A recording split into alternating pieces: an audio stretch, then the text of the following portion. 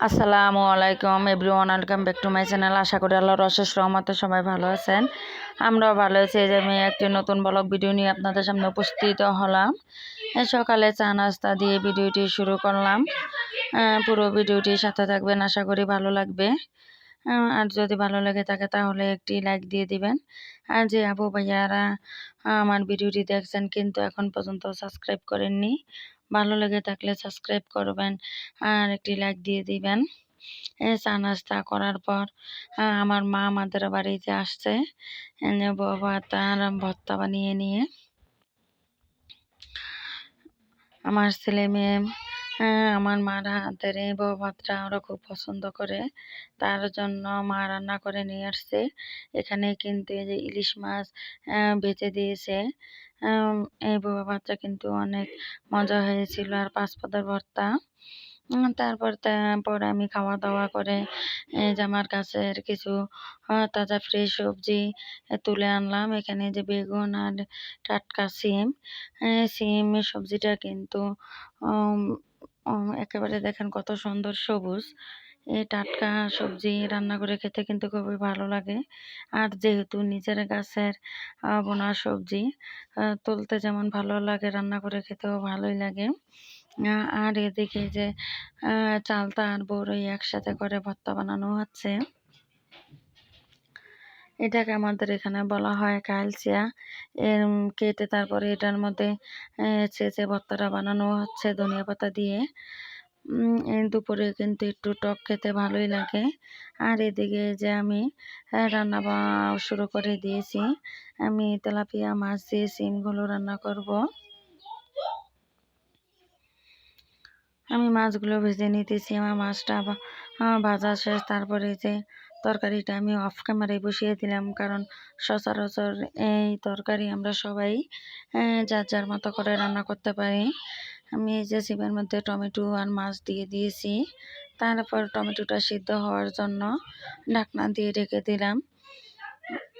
ধনিয়া পাতা দিয়ে ভাজা জিরের গুঁড়ো দিয়ে আমি তরকারিটা নামিয়ে নিব। যেহেতু বাড়িতে মেহমান, তারা একটু ব্যস্ততা বেশি, তাই সব কিছু তেমনভাবে শেয়ার করা হলো না। বেশি ব্যস্ততার মাঝে আমি সব কিছু আপনাদের সাথে শেয়ার করতে পারি না। রান্নার শেষে আমি একটু গরুর গোস্ত রান্না করে নিয়েছি। যে গরুর গোস্ত রান্নাটাও আমার প্রায় শেষ। আর 5-7 মিনিটে জাল করে তারপর নামিয়ে নিব। আবার বাঁধের এদিকে একটু কেমন জানি আকাশটা মেঘাচ্ছন্ন।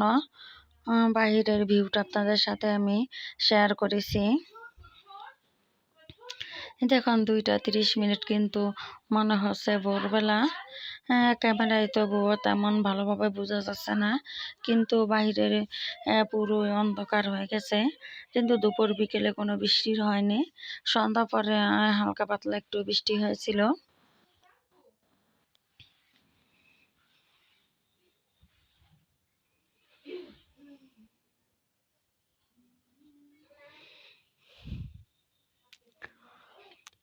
তারপর আমি বিকেলে যে ঘরে কিছু কাঁচা বাদাম ছিল, এই বাদামগুলো বালি ছাড়া কিন্তু আমি ভেজে নিতেছি। চুলার আঁচটা একবারে লো করে নিয়েছি, কারণ চুলার আঁচটা যদি বাড়ানো থাকে তাহলে দেখা যাবে উপর দিক থেকে বাদামটা পুড়ে যাবে, কিন্তু ভিতরে ভাজা হবে না। তারপরে যে বাদামের খোসাগুলো আমি সরিয়ে নিয়ে পরিষ্কার করে নিলাম। আমি আজকে চিট বাদামই বানাবো। এটাকে আমাদের এখানে চিট বাদাম বলা হয়। যে পুডিং বানানোর জন্য যেভাবে ক্যারামেল বানানো হয়, আমি ওইভাবেই চিনিটা গালিয়ে নিব। এই চিনির মধ্যে কিন্তু পানি অ্যাড করা যাবে না, কারণ পানি যদি অ্যাড করি তাহলে দেখা যাবে যে পানির সাথে চিনিটা গলে গেলেও পানিটা শুকিয়ে গিয়ে আবার সাদা হয়ে যাবে, ক্যারামেল হবে না। একেবারেই পানি ছাড়া চুলার আঁচটা লো করে নিতে হবে। যে আমার চিনিগুলো কিন্তু আস্তে আস্তে গলে যাচ্ছে। পুরো চিনিটা যখন ভালোভাবে গলে যাবে তখন এটা একটু পাতলা হয়ে যাবে। তখন কিন্তু বেশি জাল করা যাবে না।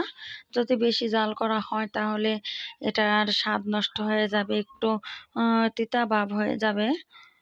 তাই খেয়াল রাখতে হবে যাতে বেশি জাল করা না হয়।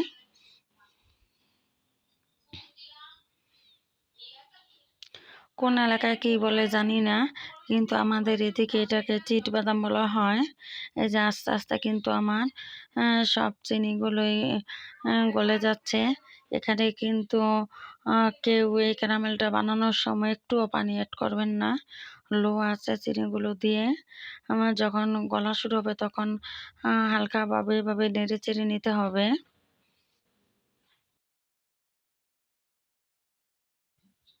আমরা পুডিং বানানোর সময় কিন্তু এভাবে ক্যারামেলটা বানিয়ে নেই।